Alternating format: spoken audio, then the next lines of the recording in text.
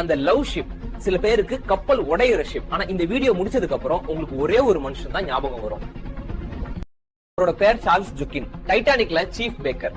2000 பேருக்கான food bread பண்ற ஆள். ஏப்ரல் 15, 1940 அவன் நைட் 15:40க்கு டைட்டானிக் ஐஸ்பர்க்ல மோதுது. உள்ள தண்ணி வர ஆரம்பிச்சது. அந்த சத்தம் முழுக்க முழுக்க கேட்க ஆரம்பிச்சதும் உள்ள இருக்கும் எல்லாரும் பீத்துட்டு உயிருக்காக ஓடுறாங்க. யாராவது லைஃப் போட்ல ஏறிடணும் அல்லது வெளியேற வழி தேடணும் என்ற பீதி மட்டுமே எல்லாருடைய முகத்திலும் தெரியும். ஆனா நம்ம பேக்கர் சார்ல்ஸ் ஜோகின் மட்டும் காமா. கையில பிரெட் கூட தண்ணி ஏறல. பெண்கள் குழந்தைகளை ஏத்திட்டு அனுப்பணும்னு அவர் தானே முன்னாடி நின்று கிளவினார். எல்லாரையும் படகில் அமர்த்திய பிறகு கப்பலோட ஓரத்தில் அவர் மட்டும் நின்னார். குளிர் இரவுல பாக்கெட்ல இருந்த ஒரு விஸ்கி பேக்ல எடுத்தார். மூடி திறந்த